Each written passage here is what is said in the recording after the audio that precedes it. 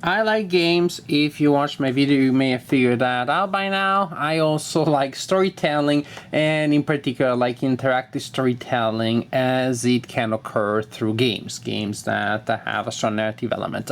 So, since this is my personal disposition, you can imagine that I was very excited when in my friendly local game store I saw this game, Stowaway 52, that was marketed as the first in a line of card adventures games. Ooh, adventures through cards. And looking at the back of the box, it looked like a sort of choose your own adventure book with cards instead of with pages, with cards presenting paragraphs of narration and then with decisions that you had to make that would direct you to other cards.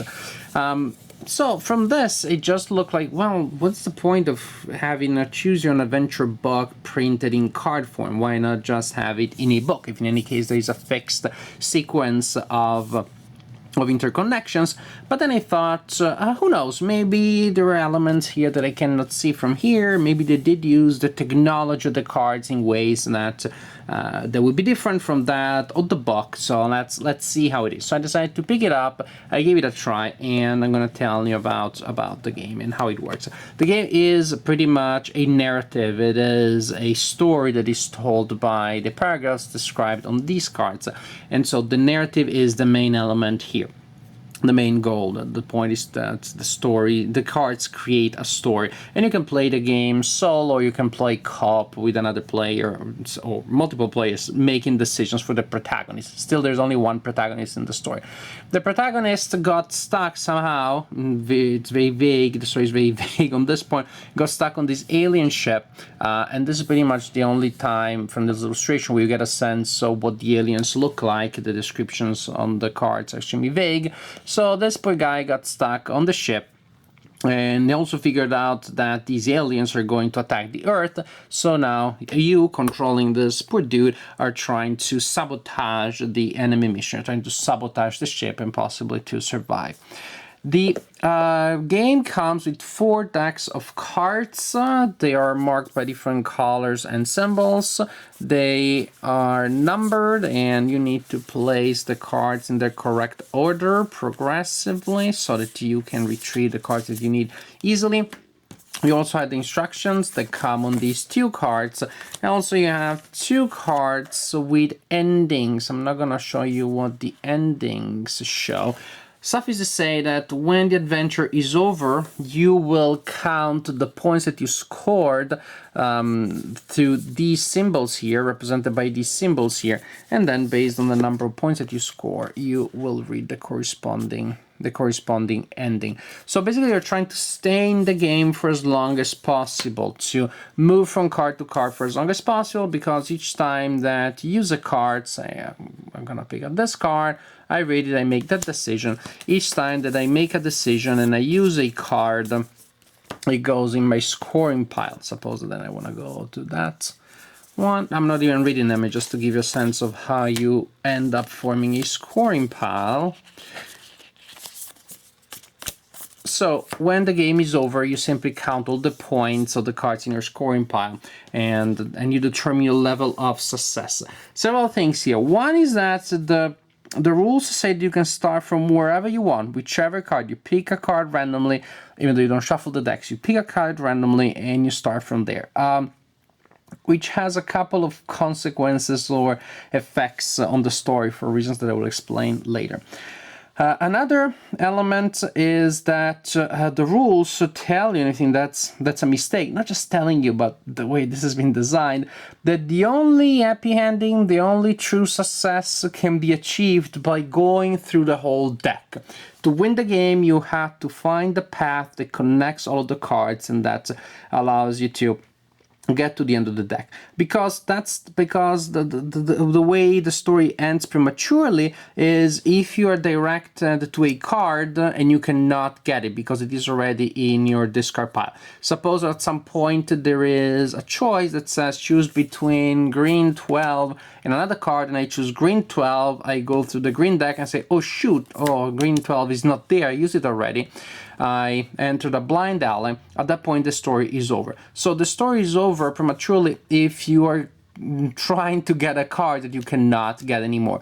And later in the game, it may simply be that you reach a connection where both of the options that you have already been used. In that case, you also lose the game. Again, technically the game ends, but you're told that if you do not complete all of the entire mission, the game is over and is not good. So you do lose the game unless you complete the whole mission. Now, we've had several games with strong story elements in the last couple of years. The legacy games, time stories. I hope that this could be something of that sort. And when you have games with a strong story, one of the risks, of course, is the game is not very replayable. But again, I thought if this is a fun story, if this is a fun romp in space, who cares? If I have fun playing it, if I cannot replay it much. The problem I've had with this game is that it's not particularly impressive to play, let alone to replay. And the problem is that the story is not very compelling, the story that emerges is not very interesting. Because once you realize that, in any case, no matter what you do, you need to go through the entire deck to complete the adventure, then each decision is pretty much immaterial. It's not about a tactical decision, which one is gonna be better, which decision is gonna make sense, which one is a bad decision, because you know that nothing really has a long-term effect. There was a passage where I was taking control of the ship, and I could redirect it. I could direct it towards the sun or towards Jupiter, as long as it wasn't towards the Earth. And I said, yeah, let's go towards the sun. Drama, suicide. I accept to follow my sword to destroy the ship and save the Earth. And of course, after a couple of cards after that, I realized that there would never be any reference to that element anymore. There would never be any effect coming out of that. Why? Because remember, you can start wherever you like, so it may be, so the cards have to be, each card has to present you a paragraph which is pretty independent, which is pretty individual, because it may be that a player reaches it from an area that does not have the card that they used before. That is, if there is a circle, which is the one that allows you to start from wherever you want and to go through the entire deck, and here is the part with Jupiter and the Sun, which I care about so much, and the circle goes in this direction, it may be that somebody starts from here, so it cannot be that the third card that they pick up says, and now that you are going against the Sun, are you regretting your terrible decision? Fear courses through your veins as you realize, da da da da. They cannot be referenced, so they cannot be narrative unity, they cannot be any sort of overarching structure. To me, that's a big problem. There are games that have managed actually to use cards in very compelling ways to tell strong stories. So one such game is Lord of the Rings, the card game. I have some cards here on the table. Well, I always have some cards here because the game is always set up and ready to start. I really like Lord of the Rings, the card game. And in that game, if you know it, there are some cards that come out completely randomly. You do shuffle them, and these are your resource cards. And then you have other cards that also represent the obstacles that you have to face that are shuffled, but then there are also certain order in which they may come out, so that there is a certain sense of progression, there is a certain sense of increments, there is the sense that what happens now affects what happens later. Not here, and this to me is the fatal mistake of this design, the one that as soon as I realized it, I started losing interest real quick. I kept playing it just to see if there was anything that could rekindle it, but that didn't happen. Because ultimately, if my point is to go through the entire deck, there is no tactical decisions, there is no psychological decisions, there is no character that really matters, there is no things that you do here that really impacts what happens later. A small exception, very small, is that sometimes you have some items. So you find a card that says you found that specific item, so you put it in your score pile, but later there may be a choice where it says if you had that item, you can do this. If not, you have to do the other thing. But that is such a small thing. And so what seemed to be a potentially narrative game, unfortunately turned out to be a memory game. Because after all, if the description tell me this is the situation, you could do this or you could do that. And this seems super smart and this seems super stupid, but I remember that this card I used already, then I don't care how smart it seems. I know that's gonna lose me the game, and then I'm gonna look for a very stupid thing. So what could have been a great narrative game turned out to be a memory game. Then that's all that there was. And then later in the game, if, for example, I see that the top of my green deck is 7, and there's any choice that tells me to go to green under 7, I'm not gonna go that way. Yes, you can play with the cards face down, but then it gets even more annoying and complicated that you need to flip them face up every turn. So I don't see, unfortunately, I find this to be pretty much of a failure. At least for me, it was a big failure because the story wasn't wasn't compelling at all. The theme fell apart as soon as I realized that this has been built around a complete narrative fragmentation. There was no interest really. And I soon realized that, yeah, the things that I did were forgotten by the game system immediately. So there was no sense of like doing something good or something bad, something intelligent, something stupid. So the story was not there. The deck, narrative-wise, did not achieve anything that a game book, that a Choose Your Own Adventure book could not do. Actually, I'm happy to switch from a book to a deck of cards to tell me a story. There are advantages, such as in Lord of the Rings, the card game, which has smart ways of handling randomization, so that there are unpredictable things that happen, but you still have a sense of story and a sense of progression.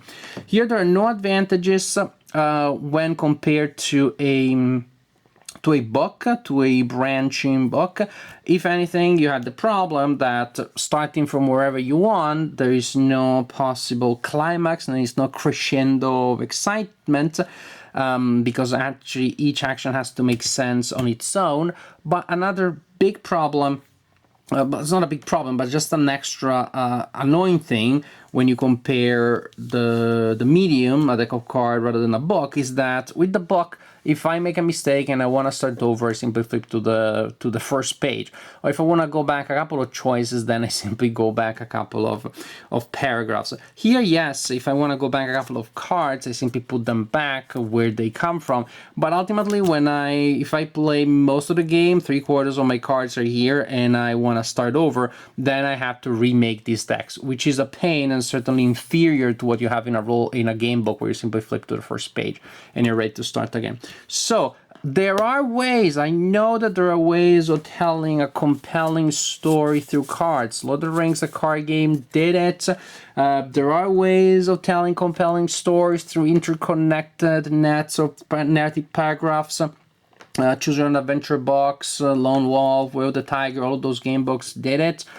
This didn't. To me, this game, it's barely a game to start with, and if it is a game, it is a game of memories, not a narrative game, not one that really tells a story or that manages to compel your interest and to keep you entertained with the story.